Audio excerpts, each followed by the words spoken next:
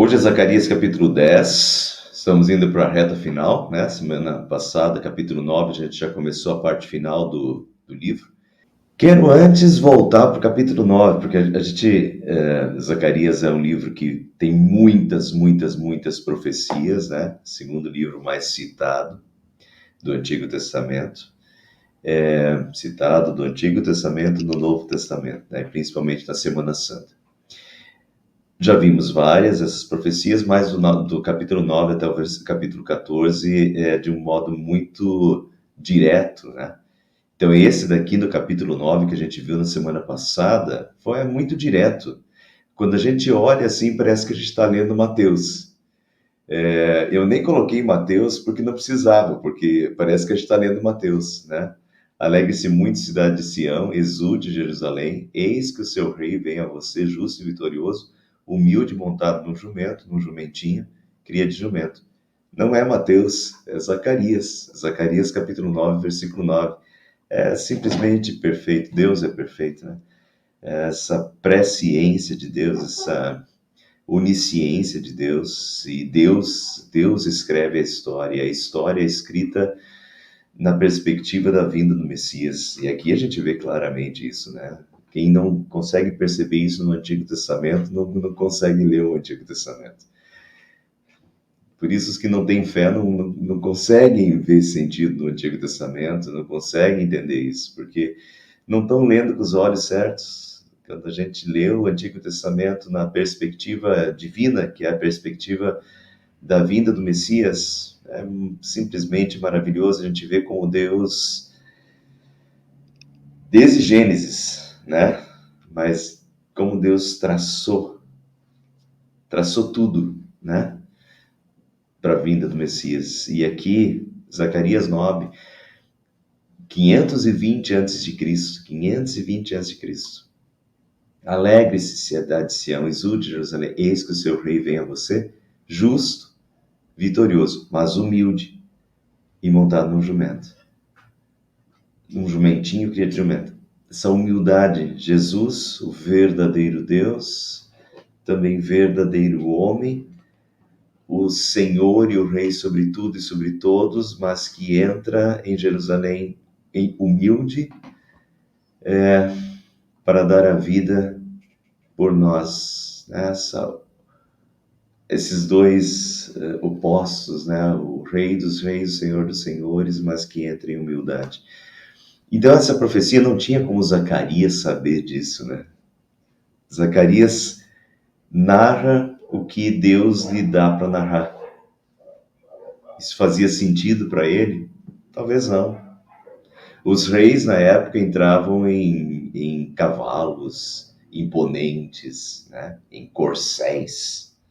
Cavalos imponentes eram usados pelos reis das outras nações, né? Os todo-poderosos entravam em maravilhosos, estupendos corcéis, negros ou brancos, né? Aqueles cavalos majestosos, mas não. Aí Zacarias diz que esse rei vai vir justo e vitorioso, mas humilde, montando no jumento. Não combina com os reis da época, né? Mas combina com Jesus, esse rei que se esvazia da sua glória e da sua majestade e que está entrando em Jerusalém para morrer, para dar a vida por nós. Maravilhoso. Então, Zacarias capítulo 9, profecia direta sobre Jesus. Hoje a gente vai ver um pouquinho mais também, mais uma. E na continuação, a gente terminou aqui, capítulo 9, ele diz que ele destruirá os carros de guerra de Efraim, os cavalos de Jerusalém, os arcos de batalha serão quebrados, ele proclamará paz às nações. Jesus é o rei, o príncipe da paz, né? E nos novos céus e na nova terra haverá essa paz perfeita. Nós terminamos o estudo da semana passada, eu mostrei para vocês Isaías, quando Isaías mostra os novos céus e nova terra, onde o lobo habitará do lado do cordeiro, o urso do lado, né, do bezerro, a criança colocará as mãos na toca de uma cobra e não será picada, porque haverá plena paz, porque ninguém vai mais querer prejudicar o outro. O amor será perfeito e pleno. Então essa paz ainda nos aguarda e ela certamente vai acontecer nos novos céus e nova terra, né? Graças ao Príncipe da Paz. Então vamos para o capítulo 10 hoje. No capítulo 10, diz assim, começa dizendo: peça ao Senhor chuva de primavera, pois é o Senhor quem faz o trovão, quem envia chuva aos homens e lhes dá as plantas do campo. Bom, pessoal, isso daqui parece muito óbvio para a gente. O Senhor, peça ao Senhor chuva, pois é o Senhor quem faz o trovão, quem envia a chuva aos homens e lhes dá as plantas do campo. Para nós parece muito óbvio isso, mas o que é óbvio para nós aqui, cá entre nós, né, no nosso estudo, não é óbvio também para os demais, mas não era óbvio também na época de Zacarias. Para nós hoje isso pode parecer óbvio, mas não era óbvio na época de Zacarias. Os outros povos adoravam Baal. Baal era o deus da fertilidade da terra. Naquela época não tinha indústrias, né, fábricas como a gente tem hoje. Então, essencialmente, o povo dependia do campo, agropecuária, né? Então, dependia muito da fertilidade da terra, da fertilidade dos rebanhos. Então, os outros povos adoravam Baal, que era o deus da fertilidade, do clima e das tempestades, o deus do trovão e do relâmpago, por exemplo. E frequentemente os israelitas também imitaram os estrangeiros e cultuaram Baal, infelizmente, né? Aquela ânsia de a terra ser fértil e os vizinhos e os outros dizem que se você der culto a Baal, é o deus da fertilidade, a tua terra vai ser mais fértil. E daí, às vezes, o povo de Israel cedia a essas tentações dos povos vizinhos e acabava adorando Baal. Então vejam, Baal então era o deus da fertilidade, da terra dos rebanhos, ligado também ao clima, que tem tudo a ver com a terra, né, com a produtividade da terra. Precisamos, a plantação precisa de chuva, e das tempestades, do trovão e do relâmpago. Vejam então aqui o que Deus está dizendo. Peça ao Senhor chuva da primavera, pois é o Senhor quem faz o trovão, não Baal. É Deus quem envia as chuvas aos homens, não Baal, e lhes dá as plantas do campo. Vamos colocar isso, contextualizar na época, pessoal. Um dos motivos do exílio babilônico, porque o povo foi levado para a Babilônia e da destruição de Jerusalém, que Deus permitiu, é porque o povo havia sido a adoração a outros deuses, o povo tinha adorado Baal e outros deuses. Nesta fase agora de reconstrução, eles foram para o exílio, ficaram 70 anos na Babilônia, agora Deus permite que eles retornem a uma época de reconstrução de vida e de reconstrução de relacionamento também com Deus, né? Eles tinham pisado na bola feio, tinham feito errado. Então agora é uma época de reconstrução de vida e de relacionamento com Deus. E o óbvio precisava ser dito, e as bases bem estabelecidas novamente, né? Afinal das contas, parece que é óbvio, mas eles acabaram adorando Baal, né? Pedindo ajuda para Baal e tal. Então agora Deus está restabelecendo, o Senhor, né? Peça ao Senhor chuva de primavera, pois é o Senhor quem faz o trovão. E só para mostrar essa questão aqui do Baal relacionado à chuva, ao trovão, vejam, Jeremias é da mesma época, né? O profeta Jeremias. Zacarias é 70 anos depois de Jeremias. Jeremias ainda foi levado para o exílio babilônico, então Jeremias é da mesma época. E Jeremias diz assim: nenhum dos ídolos das nações pode fazer chover. Nem o céu pode fazer cair chuva. Pusemos a nossa esperança em ti, ó Senhor, nosso Deus, pois és tu aquele que faz todas essas coisas. Então, nenhum dos ídolos das nações pode fazer chover. Ele está se referindo justamente a esses deuses da fertilidade, do clima, que eles acreditavam, os povos vizinhos acreditavam, né, que podiam fazer chover. Vejam Oséias capítulo 2, profeta Oséias. ela não compreendeu que fui eu que lhe dei o trigo, o vinho e o azeite. Fui eu que lhe dei muitos presentes de prata e de ouro que ela ofereceu ao Deus Baal. Então, notem, representativamente, a mulher de Oséias, que era uma prostituta e que traiu Oséias, ela representava a nação de Israel que traiu Deus nessa aliança, né? Nessa relação de aliança de Deus com o seu povo, comparada a um casamento. Israel se prostituiu, Israel traiu Deus e foi atrás de outros deuses. E agora Deus tem que dizer através do profeta Oséias, ela não compreendeu, ela, Israel, né, a mulher, não compreendeu que fui eu que lhe dei o trigo, o vinho e o azeite. Fui eu, né? Quer dizer, Deus abençoou para que eles tivessem. Fui eu que lhes dei muito presente de prata e ouro, que ela ofereceu para o Deus Baal, porque ela achava que Baal tinha respondido às suas orações. Na verdade, tinha sido Deus. E continuando nessa perspectiva ainda de chuva de primavera, né, de Baal, o deus do trovão, eu acho muito, quando a gente sabe disso que Baal era o deus do trovão, é muito engraçado aquela história de Elias. Quando Elias sobe lá no monte, desafia os profetas de Baal. O Baal não conseguiu nem fazer chover, que era o deus do trovão também, não conseguiu fazer vir fogo. Eles ficaram o dia todo orando e pedindo para que Baal fizesse alguma coisa. Então Baal, deus da chuva, não fez chover. Baal, deus do trovão, o deus do relâmpago, não conseguiu, né, botar fogo. E então, no final do dia, Elias gozou da cara deles, que Deus fraco vocês têm, né? E daí Elias ora e Deus imediatamente vem fogo do céu e consome, né, todo o sacrifício, até as pedras e todo o holocausto.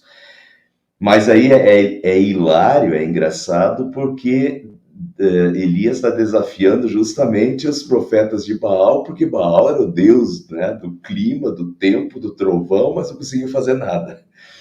E essa é a moral da história, né? O Deus de vocês é um Deus que, como diz o Salmo 115, é um Deus que tem olhos, mas não vê, que tem boca, mas não fala, que tem ouvidos, mas não ouve.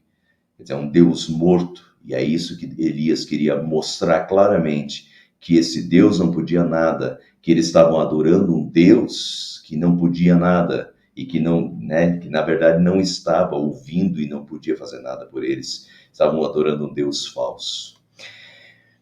Na continuação de Zacarias capítulo 10, versículo 2, diz: porque os ídolos falam mentiras, os adivinhadores têm falsas visões e contam sonhos enganadores, o consolo que trazem é vão.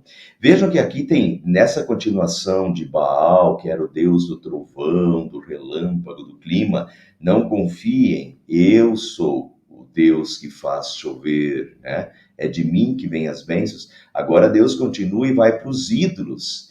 Os ídolos falam mentiras. Vamos lembrar que em Gênesis 31, 19, enquanto Labão tinha ido fazer a tosquia das ovelhas, Raquel roubou os ídolos do lar que pertenciam a seu pai.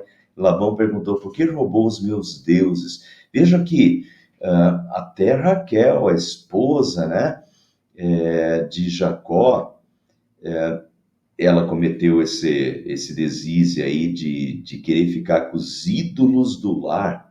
Dava a impressão que eram pequenas estatuetas de deuses que eles oravam, pediam proteção, e por diversas passagens da Bíblia parece até que as pessoas tentavam se comunicar com essas estátuas, com esses ídolos do lar, e pediam sinais para essas estátuas, para esses ídolos. Que mais? Porque os ídolos falam mentiras, os adivinhadores têm falsas visões e contam sonhos enganadores. Veja o que diz Ezequiel, que é da mesma época de Zacarias. O rei da Babilônia para na encruzilhada da estrada, e a fim de saber que caminho tomar, ele sacode as flechas para fazer pergunta aos deuses. O que os historiadores contam é que no costume antigo o pessoal pegava e jogava, tinha aqueles alforjes com flechas, eles pegavam as flechas e jogavam as flechas no chão. E de acordo com a posição que as flechas, a maioria das flechas caía, era porque os deuses estavam apontando a direção a seguir.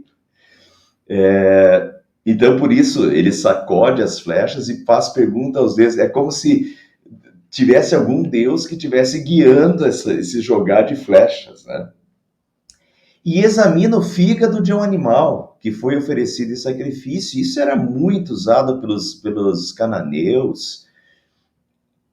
Se diz que até hoje é usado por esses cultos ocultistas, a magia negra, essas coisas, parece que até hoje ainda fazem alguma coisa semelhante.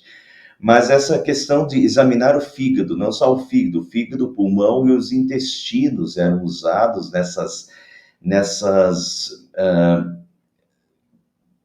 por esse pessoal que queria ler o futuro a partir disso. Eu até tive pesquisando isso hoje, não que eu tenha interesse, é só para tentar explicar isso para vocês, mas eu não consegui entender. Parece que eles pegavam e abriam o fígado e tentavam achar alguma imperfeição dentro do fígado. E a partir dessas imperfeições dentro do fígado, eles liam o futuro. Se vocês me perguntarem, mas explica, pastor Paulo, não sei, não sei, não quero saber também. O fato é que eles faziam. Eles inventavam, né? Isso saiu da cabeça de alguém. Alguém inventou algum modo de dizer que no futuro vai acontecer alguma coisa porque tem alguma imperfeição dentro do fígado de um animal. Vai explicar uma besteira? Não me peça para explicar uma besteira, né? E também não vou nem perder o meu tempo tentando descobrir como é que eles tentavam interpretar uma coisa dessa. Mas até tem um nome específico esse negócio aí de tentar ler o futuro a partir né, do fígado, do pulmão e do intestino dos animais. Enfim, mas vocês veem como estava cercado o mundo da época. Isso é Ezequiel. Ezequiel é o profeta da época ainda. Ezequiel também foi levado para o exílio. Né? Então, Ezequiel viveu aí 70 anos de Zacarias. Isso foi muito longe. Então, os povos da época estavam cercados dessa religiosidade, tanto de Baal, né? Quanto dessa parar na encruzilhada, jogar flechas, pedir para os deuses iluminar e mostrar o caminho, examinar fígado de animal. Vejam que tudo isso estava cercando o povo de Israel, e muitas vezes o povo de Israel tinha cedido a tudo isso e feito a mesma coisa. Segundo Reis 23, 24, diz que o rei Josias, que foi um rei fiel, o rei Josias retirou de Jerusalém e do resto de Judá todos os médios e adivinhos. Veja aqui, adivinhadores, falsas visões, né? Enganava as pessoas, sonhos enganadores. Mas o rei Josias, que foi um rei fiel, mandou expulsar todos os médios adivinhos e todos os deuses do lar, os ídolos e todos os outros objetos de adoração pagã. Josias fez uma limpa, porque isso estava dentro da terra de Israel. O povo de Deus estava fazendo isso. Bom, pessoal, olha aqui, ó. Isso parece primitivo, mas ainda faz parte da religiosidade brasileira. E olha, eu não duvido que tem cristão fazendo esse negócio aí. É bem visível na virada de ano. Búzios, jogar búzios, que são aquelas conchinhas do mar lá, jogam. Isso a gente vê na Rede Globo, e não só na Rede Globo, em outras também. Final do ano eles pegam lá o pessoal para jogar os búzios para saber como é que vai ser o próximo ano. É uma imbecilidade completa acreditar que umas conchinhas lá vão te dizer como é que vai ser o ano que vem. Mas tem gente que acredita, senão a televisão não contrataria esse pessoal para ficar jogando essas porcaria ali, né? Mapa astral, né? Fazer um mapa de acordo com os astros, assim vai ser o teu futuro, um mapa astral. Leitura da mão, até hoje tem. Pular 7 ondas do mar, tem um monte de gente que lá vai dar 7 pulinhos nas ondas do mar na virada do ano. Flores oferecidas para Iemanjá, vira uma desgraça o mar, porque o pessoal fica jogando flor na virada do ano lá para Iemanjá abençoar. E assim a gente tem horóscopo, a gente tem um monte de superstições, né? O que mais? Ali na virada do ano, lentilha, comer porco porque fuça para frente, não pode comer peru na virada do ano porque o peru cisca para trás. Aquele trocinho romã, colocar coisinha de romã na carteira, colocar cueca amarela, cor de ouro, para atrair riqueza para o próximo ano. Entende? Vermelho, que é a cor da paixão, porque daí vai arranjar namorado no próximo ano. E, e fora, então, o Brasil está cheio desse. A gente acha que esse troço é primitivo, mas as pessoas continuam confiando nesse tipo de coisa. Nesse tipo de coisa, se quebrar espelho vai dar 7 anos de azar, não passa embaixo de escada, ferradura em cima da porta para afastar o mal olhado. Entende? O Brasil está cheio disso. Parece primitivo. A gente olha lá para esse negócio do Antigo Testamento e se escandaliza que esse negócio. Não, na verdade, isso daí está hoje, né? As pessoas confiam mais nisso do que confiam em Deus. E essa é a questão que Deus está trazendo aqui. O povo de Israel tinha feito tudo isso e tinha descambado com tudo isso. Estava envolvido com essas coisas aradas todas. Por isso Deus tirou a mão, e por isso Deus permitiu que eles fossem para o exílio durante 70 anos, por isso que Deus permitiu que Jerusalém fosse quebrada, que o templo fosse destruído.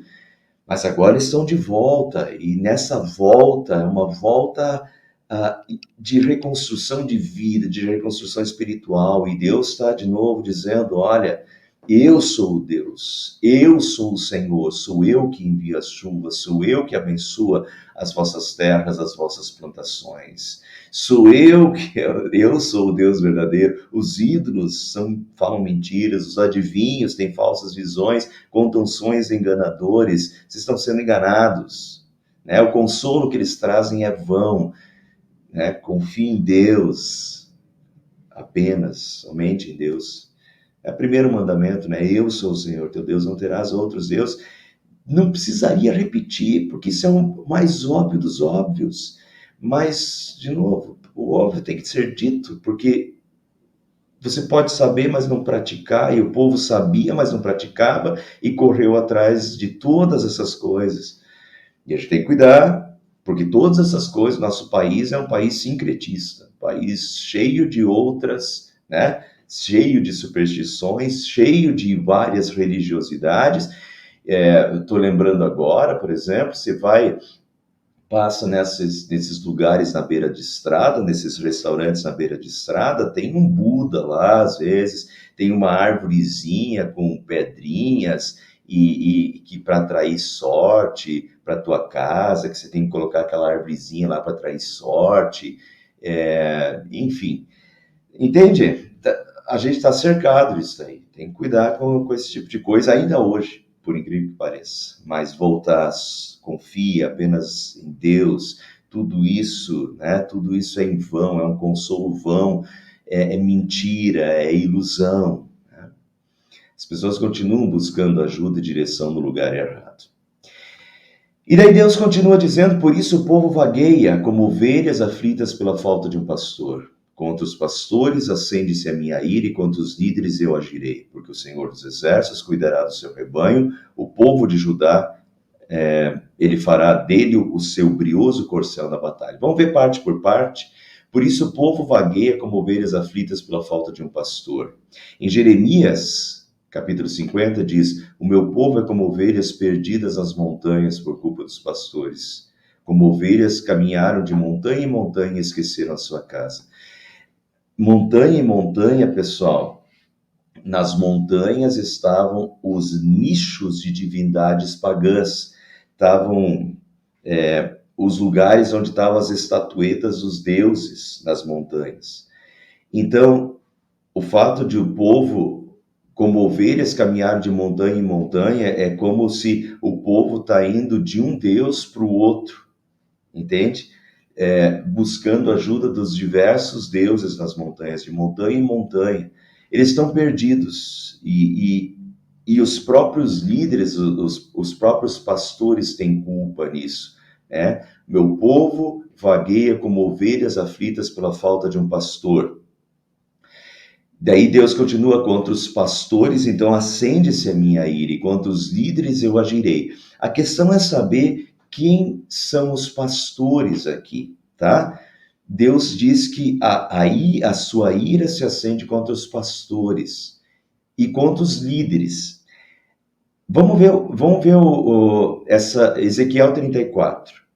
Homem mortal, falei contra as autoridades que governam o meu povo de Israel. Profetize contra elas e diga que eu, o Senhor Deus, o Senhor Deus, estou dizendo o seguinte: vocês, autoridades, são os pastores de Israel. Ai de vocês, pois cuidam de vocês mesmos, mas nunca tomam conta do rebanho. Quando Deus fala no Antigo Testamento de pastores, Deus não é o que nós hoje chamamos de pastores. Hoje, para nós, pastores são os pastores da igreja, né? Não é isso. O povo de Israel era uma teocracia.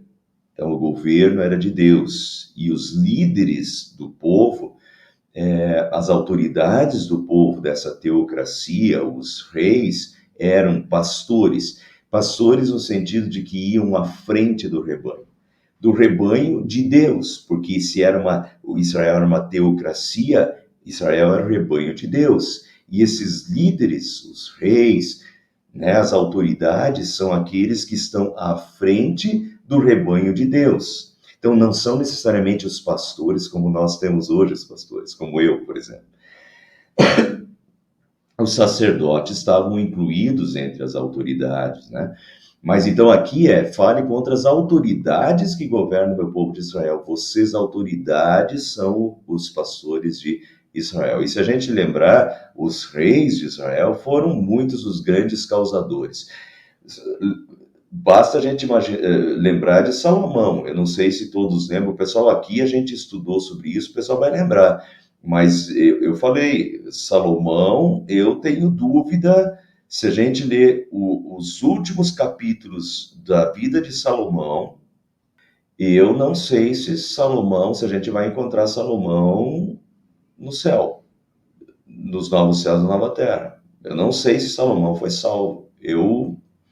Pelos últimos capítulos de Salomão, ele foi para o inferno e vai para o inferno. Salomão, no final da vida de Salomão, Salomão se rendeu aos deuses das suas mulheres e começou a construir diversas estátuas para diferentes deuses. Está tudo narrado lá no final da vida de Salomão. Salomão terminou assim, pagão, praticamente, né? Se foi salvo, então Deus sabe se ele tinha alguma fé lá que dava para salvar ainda. Mas pelo que está na Bíblia, Salomão foi para o inferno, né? Virou pagão e começou a prestar cultos e construir estátuas para vários deuses diferentes. Então vejam, essa é a questão. E assim, não só Salomão, mas se a gente lê a história dos reis de Israel, dos líderes do povo, dos pastores, dessas autoridades, muitos dos reis se deturparam completamente e acabaram, né, abrindo as fronteiras de Israel para diversos cultos pagãos.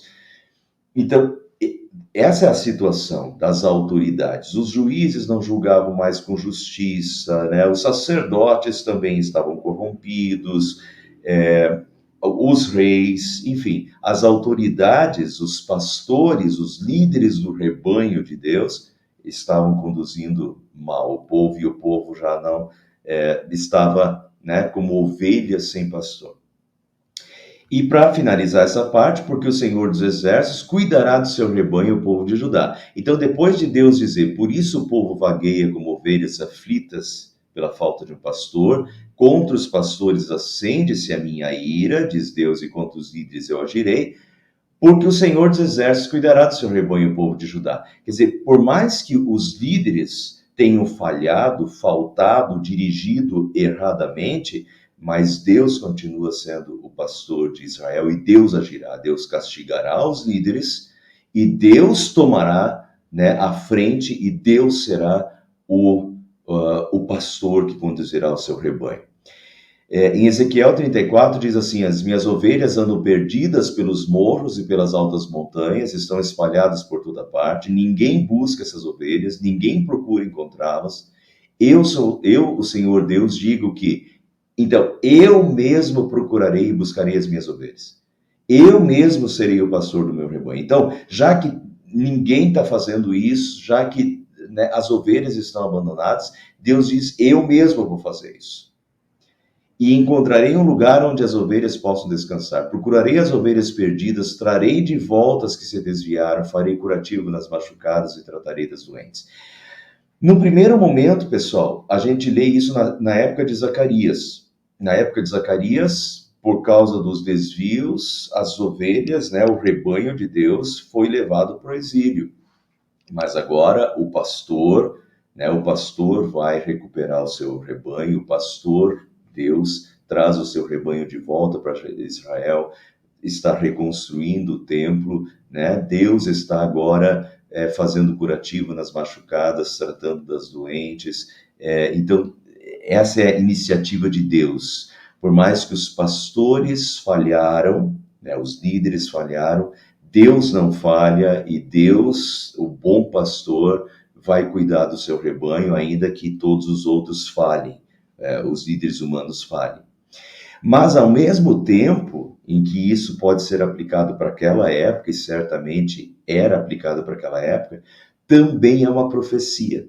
Quando Jesus vem, Mateus 9,36, quando Jesus viu a multidão, ficou com muita pena daquela gente, porque eles estavam aflitos e abandonados como ovelhas sem pastor. E em Marcos 6,34 diz que quando Jesus desceu do barco, viu a multidão e teve pena daquela gente, porque pareciam ovelhas sem pastor, e começou a ensinar muitas coisas. Essa passagem de Marcos é quando Jesus vai multiplicar 5 pães e 2 peixinhos para aquela multidão, né, de gente. Então, Jesus desceu do barco, aquelas pessoas estavam ali com fome e sede espiritual. E viu a multidão, teve pena daquela gente, porque pareciam ovelhas sem pastor.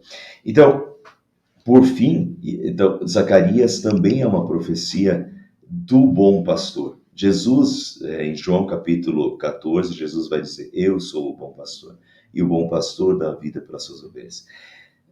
O Salmo 23 já falava de Jesus, do Senhor é o meu pastor, né? Mas então o bom pastor veio a esse mundo para dar a vida pelas suas ovelhas. O bom pastor veio para guiar as suas ovelhas, né? E guiar as suas ovelhas para a vida eterna. Jesus é o bom pastor. Então, a profecia de Zacarias de hoje, ela aponta para Jesus como o bom pastor, aquele que, ainda que todos falhem, o próprio Deus vem à terra, o próprio Deus vem guiar as suas ovelhas, o próprio Deus, né, se torna o bom pastor que lidera, que guia o seu rebanho para a vida eterna. E para finalizar, eu vou ler um pouquinho mais rápido, porque isso é a situação da época, a situação que eles estão voltando, Deus está entusiasmando eles, Deus está dizendo: agora eu estou com vocês, vamos reconstruir, né? Dele virão a pedra fundamental, a estaca da tenda, o arco da batalha, os governantes, que Deus vai providenciar tudo que é necessário para a volta, para a reconstrução. Juntos serão como guerreiros que pisam na lama das ruas da batalha, lutarão e derrubarão os cavaleiros, porque o Senhor estará com eles. Antes Deus não estava com eles, vamos lembrar, não sei se todos aí que estão assistindo hoje assistiram os estudos anteriores.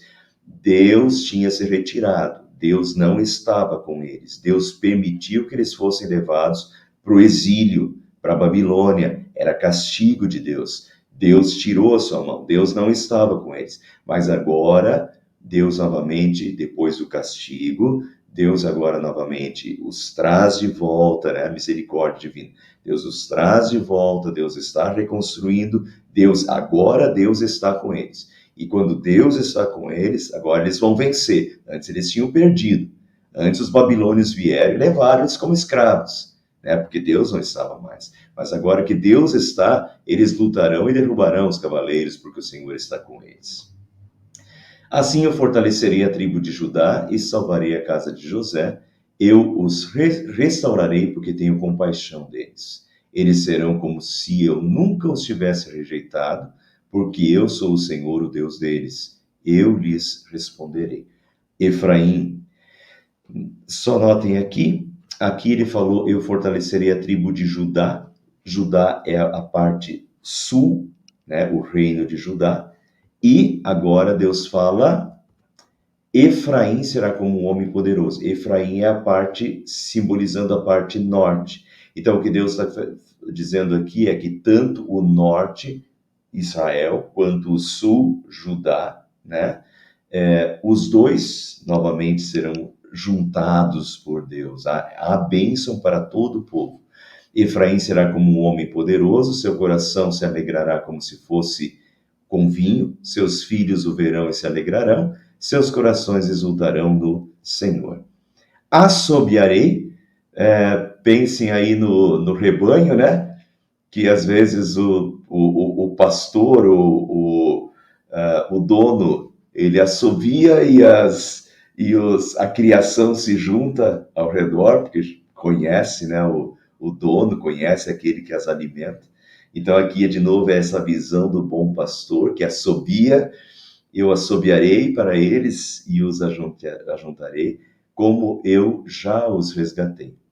Serão numerosos como antes, eles tinham sido espalhados, né, para a Babilônia, mas eu os ajuntarei e eles serão numerosos como antes. Embora eu os espalhe por entre os povos de terras distantes, eles se lembrarão de mim, criarão os seus filhos e voltarão, o regresso. Eu os farei retornar do Egito, os ajuntarei de volta da Síria, por onde eles foram espalhados, né? Eu os levarei para as terras de Gileade e do Líbano, e mesmo assim não haverá espaço suficiente para eles. Egito é embaixo, a Síria em cima, Gileade aqui, Líbano lá, ou seja, os quatro cantos da terra. O que Deus está querendo dizer é que eu farei retornar. O povo de Deus foi espalhado pelos quatro, Israel, né? Foi espalhado para os quatro cantos da terra, mas Deus, em sua bondade e misericórdia, vai juntar novamente o seu povo dos quatro cantos da terra, de todos os lugares, vai retornar, fazê-los retornar e vai os abençoar. Eu os levarei para as terras de Gileade do Líbano, e mesmo assim não haverá espaço suficiente para eles. Não haverá espaço suficiente para eles. Isso é sinal de prosperidade, de um povo crescendo, né? Na época da guerra, o povo diminui, o povo é morto. Agora é o contrário da guerra. Agora é Deus abençoando e o povo cresce, que não tem mais espaço suficiente. Vencerei o mar de aflição, ferirei o mar revoltoso, as profundezas do Nilo secarão, o orgulho da Assíria será abatido, o poder do Egito será derrubado. Quer dizer, todas essas nações que afligiram Israel, agora, sob a bênção de Deus, nenhuma mais vai representar o obstáculo para Israel de novo, né? Quando Deus, o Rei dos Reis, está presente, todas essas nações não perdem a sua autoridade, o seu poder.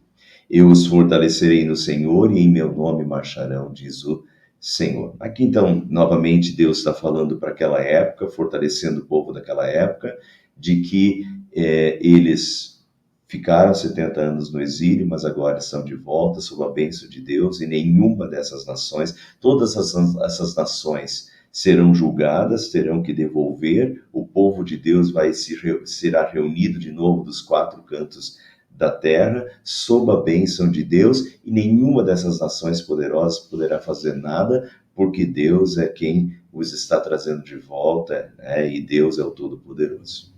Para fazer um apanhado de hoje, que jamais coloquemos a nossa confiança em simpatias, superstições, videntes, falsos líderes, que a nossa confiança esteja no Senhor apenas, exclusivamente, que seja o bom pastor a nos guiar com a sua palavra, que é lâmpada para os nossos pés, luz para os nossos caminhos.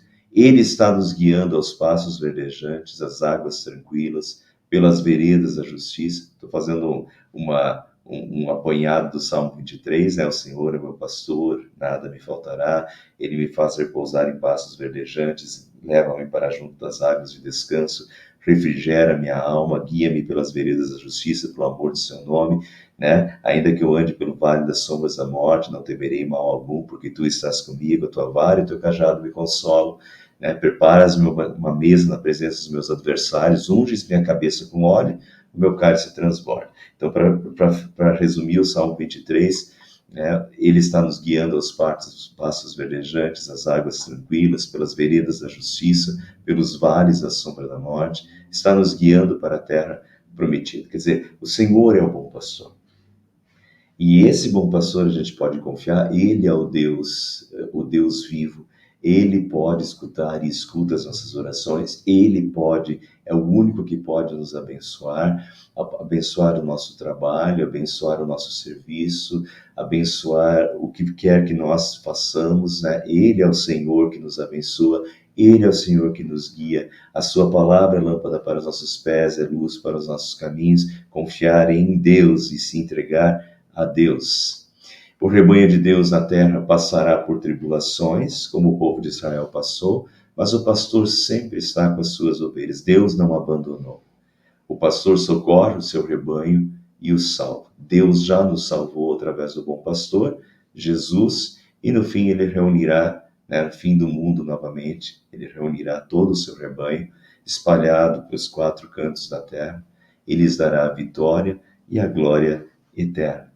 E graças a Deus nós poderemos estar entre essa multidão do rebanho de Deus que se encontrará com o bom pastor. Eu não quero frisar mais sobre o bom pastor, eu poderia frisar um pouco mais sobre o bom pastor, mas não quero frisar porque o capítulo 11 vai novamente falar de Jesus como bom pastor. E no capítulo 11 vai entrar mais profecias. Eu acho que é no capítulo 11 que entra a traição de Judas, por exemplo. Estamos indo para a reta final aí do profeta Zacarias, o segundo com mais citações na Semana Santa de Jesus. Já vimos aí, né? Jesus entrando, domingo de Ramos, Jesus entrando em Jerusalém, Jesus como bom pastor, né? Jesus olhando para as multidões, dizendo que elas são como ovelhas sem pastor, né? Citando Zacarias capítulo 10. Muito bem, e assim a gente continua. Semana que vem vai ter aí a traição de Jesus profetizada em Zacarias. Hoje a gente para por aqui, semana que vem a gente continua com os próximos capítulos.